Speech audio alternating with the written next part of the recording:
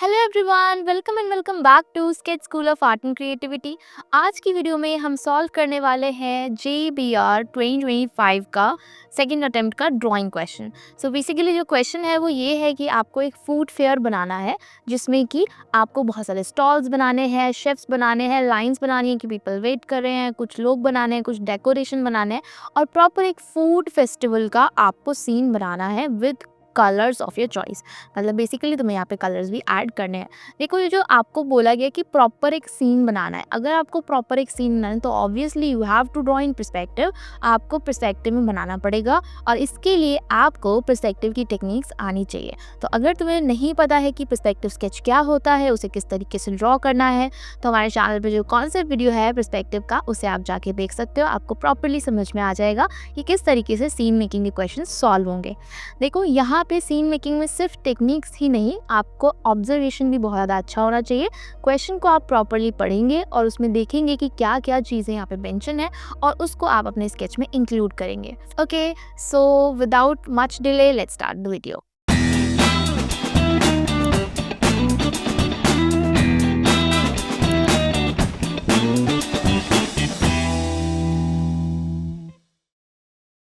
सबसे पहले हम यहाँ पे हॉराइजन लाइन और वानिशिंग पॉइंट ऐड करेंगे। किसी भी पर्सपेक्टिव स्केच को बनाने के लिए हॉराइजन लाइन और वानिशिंग पॉइंट सबसे ज़्यादा ज़रूरी है। You can see this is the horizon line and in the centre this is the vanishing point. Okay guys, तो वानिशिंग पॉइंट हमेशा व्यूअर के सामने होता है और जो हॉराइजन लाइन है वो व्यूअर का आई लेवल है, मतलब ह्यूमन लाइट। ठीक है, मतलब जितने भी ह्यूमन बनेंगे वो यहीं तक बनेंगे। अब क्वेश्चन में ये लिखा हुआ था कि हमें बहुत डिफरेंट टाइप के स्टॉल्स ऐड करने हैं और एक बहुत सुंदर सा हमें फूड फेयर बनाना है। ठीक है, so obviously we need to add some stalls, some good stalls. मतलब ऐसे नहीं कि आपने रैंडमली डाल दिया। सो तुम्हें सोचना पड़ेगा कुछ अच्छे डिज़ाइंस, तुम्हें इस तरीके से सोचना पड़ेगा कि जितने भी स्टॉल्स आप ऐड कर रहे हो वो दिखने में भी अच्छे होने चाहिए, उनका डिज़ाइन अच्छा होना चाहिए। ठीक है, सो यू कैन सी यहाँ पे राइट साइड पे 3 स्टॉल्स ऐड कर रखे हैं। ओके, एंड अगेन जो लेफ्ट साइड है उस पे मैं एक स्टॉल ऐड कर रही हूँ। तो देखो, स्टॉल का डिज़ाइन तुम जितना यूनिक बनाओगे ना, उतना जो तुम्हारा स्केच है ना उसमें थोड़ा सा इफेक्ट पड़ेगा कि हाँ तुमने कुछ यूनिक बनाया है। तो जैसे कि यहाँ पे यू कैन सी कि एक हमने कार्ट बनाई है, हमने यहाँ पे जो ट्रक वाला कार्ट है वो बनाया। ठीक है, एक कार टाइप का, एंड देन एक स्टॉल जिसका डिज़ाइन एकदम आइसक्रीम की तरह है। ठीक है, तो इस तरह से आपको कुछ यूनिक आइडियाज सोचने हैं जिससे कि जो आपका स्केच है ना वो देखने में यूनिक लगे। ठीक है, and guys one more important thing कि आपका स्केच ना ट्राई करो कि थोड़ा भरा भरा लगे, क्योंकि जो फूड फेयर का स्केच है ना, अब जैसे कि यहाँ पे तुम देख सकते हो कि कितने सारे ह्यूमन फिगर है। यहाँ पे हमने सिटिंग में 2 ह्यूमन फिगर बनाए हैं, स्टैंडिंग में 2 ह्यूमन फिगर बनाए हैं, इधर जो ह्यूमन फिगर है वो स्टॉल पे किससे बात कर रहे हैं, देन बैक में भी कुछ ह्यूमन फिगर्स बनाए हैं। अब ज़्यादा ह्यूमन फिगर होना ये इस जगह पे इसलिए भी ज़रूरी है क्योंकि ये एक फूड फेयर है। ठीक है, क्योंकि एक फूड फेयर है एंड फूड फेयर में अगर ह्यूमन फिगर नहीं होंगे तो फिर कैसे चलेगा। ठीक है, तो थोड़ा सा भीड़ भाड़ तो होना ही चाहिए। एंड तुम देख भी सकते हो कि क्वेश्चन में लिखा था कि डिफरेंट क्विजीन्स होने चाहिए, शेफ़ को आपको दिखाना है फूड प्रिपेयर करते हुए। तो यहाँ पे हमने शेफ़ को दिखाया है फूड प्रिपेयर करते हुए, यहाँ पे लोग बैठे हैं कुछ खा रहे हैं। ठीक है, उसके अलावा उसमें ये भी लिखा था कि प्रॉपर एक फूड फेस्टिवल का फील देना है एंड साथ ही साथ need some decorations and it should be aesthetic. ठीक है, एंड जो भी चीज़ आप बनाए वो एक अर्बन स्टाइल में होनी चाहिए। ठीक है, अर्बन स्टाइल से तुम क्या मतलब समझते हो कि मतलब थोड़ा सा इंटरेस्टिंग डिज़ाइन होना चाहिए, जैसे हम लोग शहरों में देखते हैं, जिस तरीके से आप देखते हो फूड स्टॉल्स एंड ऑल, उस तरीके का आपको डिज़ाइन बनाना है। आपको बहुत ज़्यादा रूरल साइड एरिया पे नहीं जाना है, आपको अर्बन टाइप के डिज़ाइन पे जाना है। ओके, सो ये चीज़ हम समझेंगे। तो यहाँ पे तुम देख सकते हो कि हमने जितने भी ह्यूमन फिगर बनाए हैं उनके पोजेज लाइक क्वेश्चन से रिलेट करके ही बनाए हैं कि वो कुछ फूड आइटम खा रहे हैं या फिर किसी स्टॉल पे इंटरेक्ट कर रहे हैं। ठीक है, या फिर वो इस पूरे फेयर के अंदर कहीं पे घूम रहे हैं। ठीक है, सो इट्स इम्पॉर्टेंट कि जो भी क्वेश्चन है ना उसके अंदर जो भी चीज़ें लिखी गई हैं उसको आपको ऐड करना है अपने स्केच के अंदर। एंड इन सब चीज़ों के लिए आपकी ऑब्जर्वेशन स्किल बहुत ज़्यादा अच्छी होनी चाहिए। एंड ये सब बनाने के लिए ना तुम्हें पर्सपेक्टिव स्केच बनाना आना चाहिए। तुम देख सकते हो कि यहाँ पे हमने कितने डिफरेंट तरह के स्केचेस बनाए, कितने डिफरेंट तरह के एलिमेंट बनाए हैं। और ये सब बनाने के लिए ना तुम्हें बनाना आना चाहिए, तुम्हें पर्सपेक्टिव स्केच बनाना आना चाहिए, तुम्हें टेक्निकली ये चीज़ें आनी चाहिए, एंड तुम्हें टेक्निकली ह्यूमन फिगर बनाना भी आना चाहिए। ठीक है, जैसे आप फ्रंट में या साइड में देख सकते हो कि ह्यूमन फिगर्स बने हुए हैं, एंड पीछे भी हम बहुत सारी चीज़ें टेक्निकली बना रहे हैं। तो इन सब चीज़ों के लिए ना आपको टेक्निकली चीज़ें बनाना आना चाहिए, आपको ह्यूमन फिगर, आपको पोर्ट्रेट, आपको पर्सपेक्टिव, ये सब कुछ आना चाहिए। ठीक है, now after all these things यहाँ पे माइक्रोन पेन ऐड कर रही हूँ। ठीक है, you can see these micron pens. तो देखो पर्सपेक्टिव स्केच, देखो आप पेंसिल स्केच भी छोड़ सकते हो, इट्स ओके अगर एग्जाम में टाइम नहीं है तो, बट अगर टाइम बच रहा है, तुम्हारी स्पीड अच्छी है, तुम प्रॉपरली माइक्रोन पेन ऐड कर सकते हो। माइक्रोन पेन ऐड करके वो थोड़ा सा ना अच्छा लगता है स्केच। एंड क्वेश्चन जब तुम पढ़ोगे ना तो तुम्हें लिखा हुआ भी मिलेगा कि you have to colour it accordingly. अपने फेवरेट कलर्स तुम कर सकते हो या फिर अपने चॉइस के कलर्स कर सकते हो, ऐसा लिखा हुआ है। ठीक है, कि अपने चॉइस के कलर्स आप उसमें ऐड करो। तो अगर तुम्हें कलर करना है, ऑब्वियसली तुम पेंसिल के ऊपर तो नहीं करोगे, तुम्हें माइक्रोन पेन ऐड करना पड़ेगा, तभी ना तुम कलर कर पाओगे। तो इसीलिए हम इन सब को माइक्रोन पेन से आउटलाइन करेंगे। देखो स्केच के अंदर ना एक चीज होती है बहुत ज्यादा important, that is depth.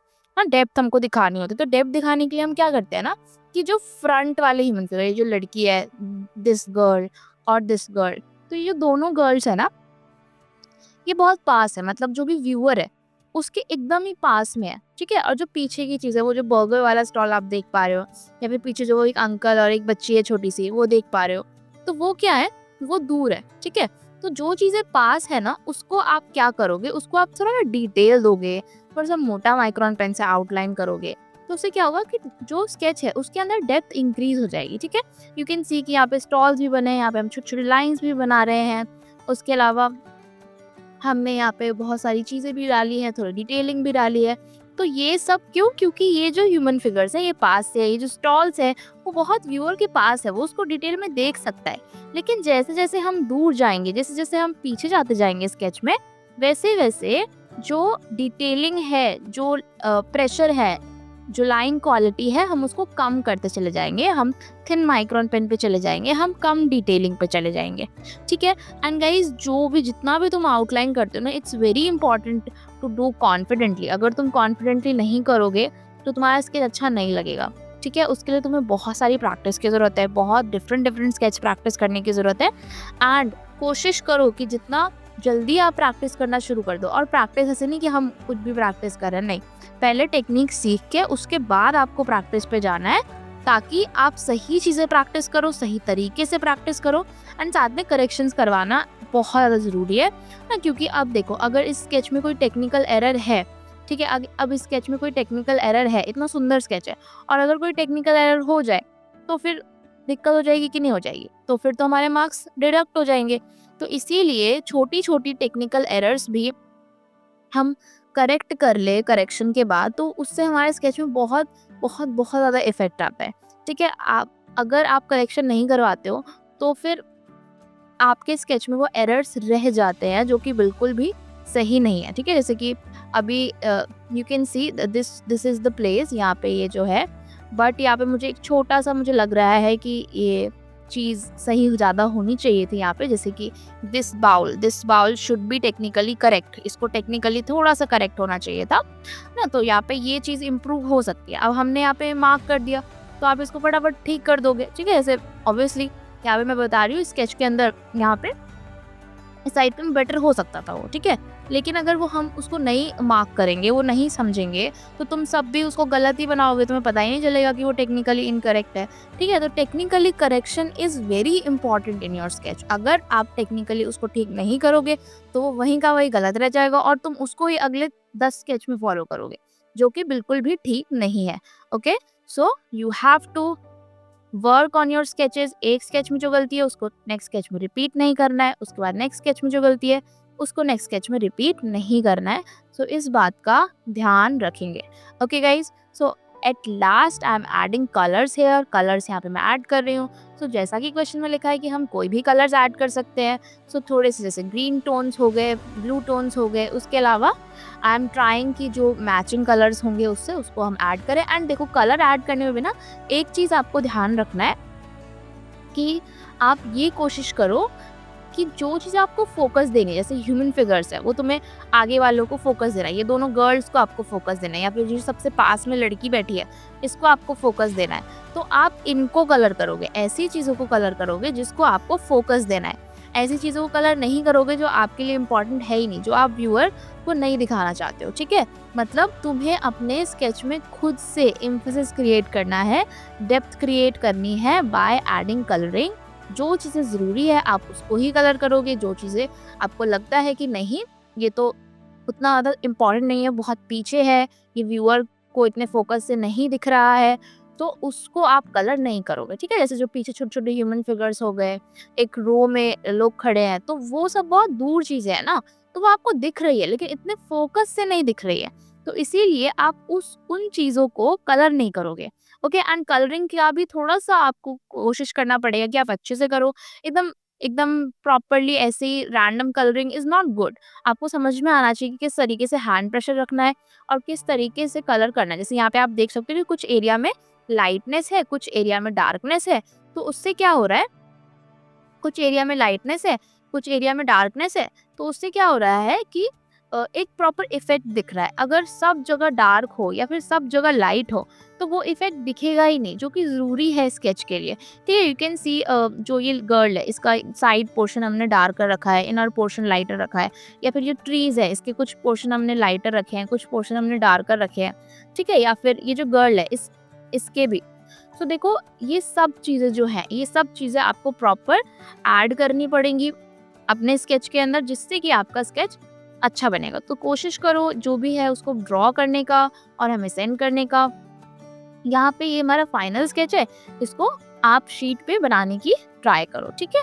And जो भी बने, जो नीचे नंबर दिया गया है वहाँ पे आप सेंड कर सकते हो। आई होप गाइस कि तुमने साथ साथ में ड्रॉ किया है, जो ही तुमने ड्रॉ किया है वो जो नीचे नंबर दिया गया है वहाँ पे आप हमें सेंड कर सकते हो। मैं प्रॉपर्ली ट्राई करूँगी तुम सब के स्केचेस को रिव्यू करने का।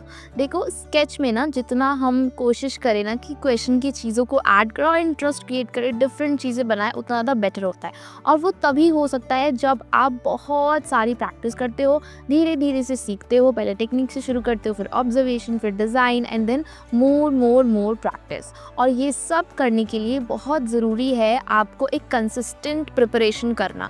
और कंसिस्टेंट प्रिपरेशन तभी हो पाएगी जब आप प्रॉपरली सोच लोगे, आपको पता होगा सारी चीज़ें, आपको जेईई देना है या आपको नाटा देना है, और आप उसको नेक्स्ट ईयर देने वाले हो या फिर आप कब देने वाले हो, ठीक है। तो ये आपको जब क्लियर होगा उस हिसाब से आप अपनी प्रिपरेशन शुरू करो। And you can also book free demo from below link और फ्रॉम आवर वेबसाइट, जिससे आपको क्लियर होगा कि आपको किस तरह से प्रिपरेशन करनी है, किस तरह से प्रिपरेशन की जाती है और SSAC में किस तरीके से प्रिपरेशन करवाते हैं। सो फटाफट से जाओ, नीचे जो लिंक है वहाँ से फ्री डेमो क्लास बुक करो। अभी हम मिलते हैं नेक्स्ट वीडियो में, तब तक के लिए बाय।